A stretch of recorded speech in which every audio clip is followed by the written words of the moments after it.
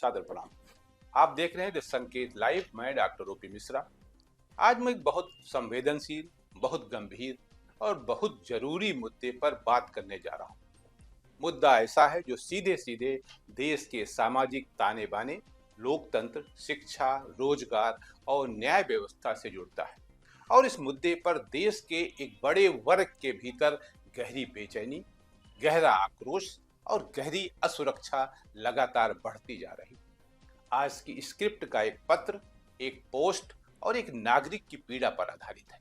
ये पत्र प्रधानमंत्री नरेंद्र मोदी जी से सीधे सवाल करता है और सवालों की भाषा कड़वी हो सकती है, लेकिन दर्द दर्द असली है। सवाल यह है कि भारत में एक वर्ग को इस हद तक मानसिक दबाव में ढकेल दिया गया है कि वो खुद को बेकार, असुरक्षित और अपमानित महसूस करने लगा है। और यदि ऐसा है तो ये केवल एक वर्ग का मुद्दा नहीं, ये देश की स्थिरता, लोकतंत्र और सामाजिक शांति का मुद्दा बन जाता है। तो चलिए शुरुआत करते हैं। एक नागरिक प्रधानमंत्री से कहती है, माननीय नरेंद्र मोदी जी, आप बहुत व्यस्त रहते हैं, शायद इसलिए कुछ बातों पर आपका ध्यान नहीं जाता। भारत का प्रधानमंत्री कोई छोटा मोटा आदमी नहीं होता है, वो व्यस्त रहता है, स्वाभाविक बात। ऐसे भी हमारे जो विश्व गुरु हैं 24 घंटे में 20 घंटा काम करते हैं। छुट्टी आज तक उन्होंने ली नहीं और बीमार आज तक कभी पड़े नहीं, यहां तक कि वो हफ्तों का हो बाथरूम तक न जाए। ऐसे हमारे यशस्वी प्रधानमंत्री। लेकिन भारत की जिम्मेदार नागरिक होने के नाते एक महिला का एक सवाल है, मेरे कुछ प्रश्न हैं, अपेक्षा है उत्तर मिलेगा। और फिर शुरू होते हैं वो सवाल जो आज सोशल मीडिया पर लाखों लोगों की भावनाओं का प्रतिनिधित्व कर रहे हैं। पहला सवाल, सवर्ण जात में जन्म लेना क्या गलती है? यानी क्या कोई इंसान अपने जन्म का चयन स्वयं करता है? कोई भी व्यक्ति जन्म से किसी जाति, धर्म, वर्ग का चयन नहीं कर सकता। लेकिन आज कई लोगों को लग रहा है कि उनकी पहचान उन्हें दोषी बना रही। और ये भावना खतरनाक है, क्योंकि लोकतंत्र में व्यक्ति की पहचान उसका अधिकार है, उसका अपराध नहीं। दूसरा सवाल, इससे मैं दूसरा सवाल पढ़ूं या कहूं या सुनाऊं आपको, इससे पहले अभी कुछ दिनों पहले मुस्लिम समाज के अंदर यही अपराध बोध था कि क्या मुस्लिम होना अपराध है। उसी तरह आज सवर्ण समाज इस सवाल कर रहा है कि क्या सवर्ण होना अपराध है। दूसरा सवाल, कौन लोग थे जिन्होंने अन्य जातियों पर अत्याचार किया? हमने किया, हमारे पिताजी ने किया, जिसका बदला अब तक हमसे और आगे हमारे बच्चों से लिया जाएगा। सवाल का आशय साफ है, अगर इतिहास में अत्याचार हुआ है तो न्याय होना चाहिए, नो डाउट। लेकिन क्या न्याय का मतलब सामूहिक दंड है? पूरे खानदान को उजाड़ दो आप। क्या किसी एक युग के अपराध की सजा आने वाली पीढ़ियों को दी जाएगी? फिलहाल तो यही हो रहा है 2014 के बाद से। जवाहरलाल नेहरू को गड़े मुर्दे को खोदकर उनके परिवार पर अटैक किया जा रहा है। उसी तरह हमारे साथ भेदभाव हो रहा है। और अगर आज भी कोई भेदभाव करता है तो उसे सजा मिलनी चाहिए, यकीनन मिलनी चाहिए। लेकिन पूरे समाज को अपराधी मानकर पूरे समाज की गरिमा को चोट पहुंचाना, क्या ये न्याय है या नया न्याय? तीसरा सवाल तो और भी तीखा है, सवर्ण जाति का होने के नाते क्या कोई हमारा सम्मान नहीं? हमारे बच्चे सिर्फ इसलिए सुरक्षित नहीं क्योंकि वे सवर्ण हैं। अगर उनको कोई गाली दे, उनकी बहन बेटी की बेइज्जती करे, तो हमें विरोध करने का भी अधिकार नहीं? ऐसा क्यों? और फिर वो बात जो किसी भी सरकार को चिंतित कर देनी चाहिए, इससे अच्छा है सवर्णों को जान से मारने का आदेश दे दीजिए या मरवा दीजिए, आदेश देने को छोड़ दीजिए। क्योंकि बिना सिर पैर के कानून बनाकर यही तो किया जा रहा है। देखिए, ये भाषा भले भावनात्मक और आक्रोश भरी हो, लेकिन ये बताती है कुछ लोग अपने अधिकारों को लेकर किस हद तक असुरक्षित महसूस कर रहे हैं।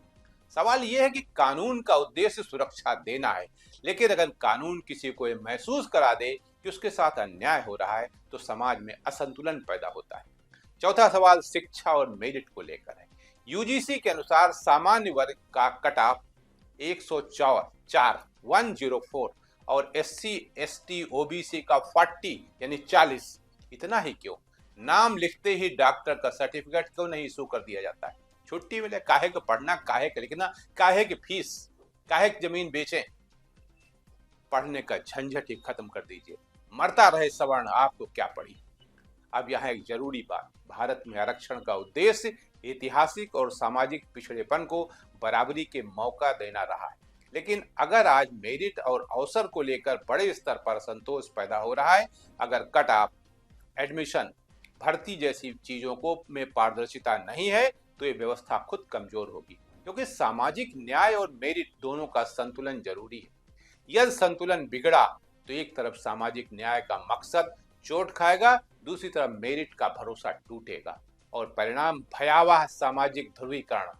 पांचवा सवाल, लोकतंत्र के भविष्य पर पढ़ने का अधिकार छीन लीजिए हमसे, बोलने का अधिकार छीन लीजिए, लिखने का अधिकार छीन लीजिए, सवाल पूछने का अधिकार छीन लीजिए। इसका परिणाम बहुत बुरा होगा मोदी जी। क्योंकि प्राकृतिक तौर से सवर्ण मरना पसंद करेगा लेकिन अपमान नहीं सहेगा। नतीजतन अराजकता बढ़ेगी और इस अराजकता के लिए विवश ये कानून कर रहा है। यदि आपकी सहमति नहीं है तो आप फिर मौन क्यों हैं? मौन का मतलब तो स्वीकार है ना। अब देखिए, सबसे बड़ा मुद्दा यहाँ मौन का है। लोकतंत्र में सरकार सिर्फ कानून नहीं बनाती, सरकार विश्वास भी बनाती है। और जब किसी वर्ग को लगे कि सरकार उसके सवालों को सुन नहीं रही है तो उस वर्ग में गुस्सा उबलता है और वही गुस्सा कट्टरता, अविश्वास और अराजकता का रूप ले लेता है। छठा सवाल, राजनीति और वोट पर है। कहीं संयोग के नाम पर प्रयोग तो नहीं? उड़ता उड़ता सुना था कि हमें सवर्णों के वोट की जरूरत नहीं। अगर ये सत्य है और आपको हमारी आवश्यकता नहीं तो हम सबको भी वोट नहीं देना चाहिए, क्योंकि वी आर यूजलेस।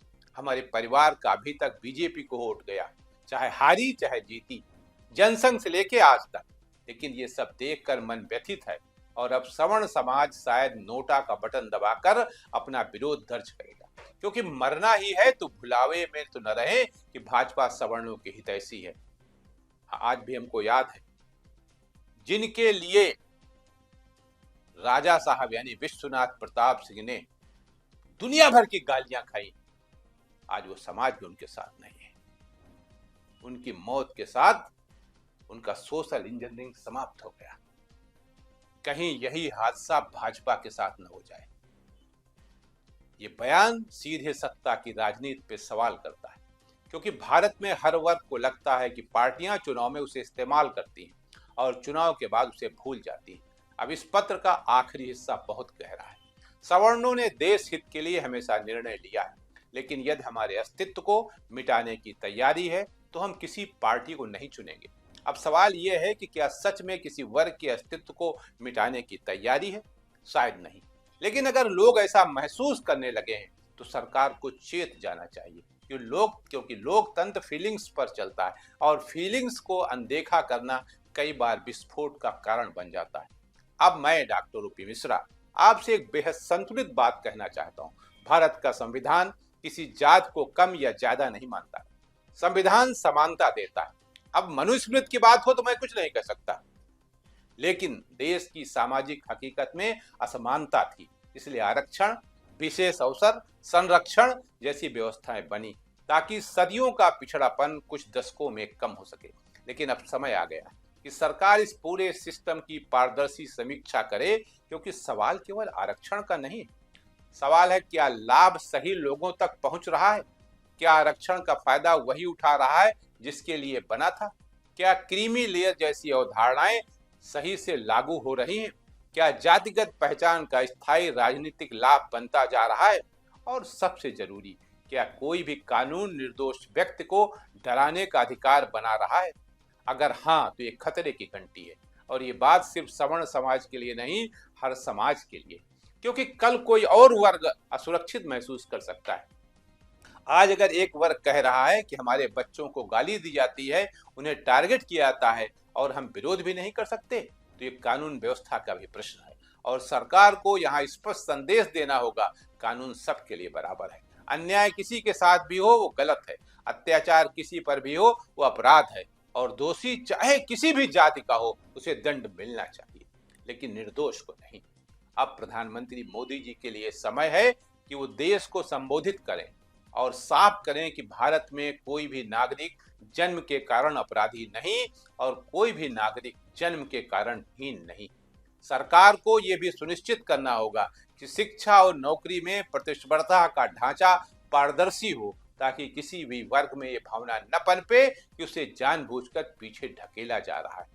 और जो लोग कह रहे हैं कि हम नोटा दबाएंगे, उनके लिए तो मेरी सलाह ये है कि सारा सवर्ण समाज एकजुट हो, इंक्लूडिंग मोहम्मडन्स, उसमें भी तो सवर्ण है ना, वो भी सारे समाज इकट्ठा हों और एक अपना अलग रास्ता तय करें। अगर किसी को हमारे वोट की जरूरत नहीं तो फिर अलग रास्ता, एकला चलो रे, न हो साथ कोई, अकेले बढ़ो तुम, सफलता तुम्हारी चरण चूम लेगी। तो वो भी लोग नोटा भी दबाएंगे, वो भी लोकतंत्र का एक हिस्सा है। लेकिन किसी भी समाज में जब बड़ा वर्ग नोटा को आक्रोश का हथियार बना ले तो ये राजनीति के लिए चेतावनी है, सरकार के लिए चेतावनी है और समाज के लिए भी, क्योंकि इस तरह का गुस्सा अगर दिशा नहीं पाएगा तो अराजकता बन सकता है। इसलिए मेरी अपील साफ है, ये मुद्दा जाति बनाम जात नहीं, ये मुद्दा न्याय बनाम अन्याय है, ये मुद्दा पारदर्शिता बनाम राजनीति है, ये मुद्दा संविधान के मूल विचार समानता का। हम चाहते हैं कि देश में दलित का सम्मान भी सुरक्षित रहे, मैं उसके साथ हूं। इस पूरे हमारे देश में हर दलित का सम्मान सुरक्षित रहे और पिछड़ों का उसका अधिकार भी सुरक्षित रहे, अल्पसंख्यक की सुरक्षा भी उसी की तरह रहे जैसे हमारी है, सवर्ण समाज के या किसी भी समाज के, और सवर्ण समाज की गरिमा भी सुरक्षित रहे। क्योंकि भारत तभी बचेगा जब हर नागरिक खुद को सुरक्षित और सम्मानित महसूस करेगा, वरना समाज टूटेगा और टूटे हुए समाज पर कोई भी विकास टिक नहीं सकता। अगर आपको लगता है कि मुद्दा देश के भविष्य से जुड़ा है तो इस वीडियो को शेयर कीजिए, अपनी राय कमेंट में लिखिए और द संकेत लाइव को सब्सक्राइब कीजिए। आज के लिए इतना ही, नमस्कार।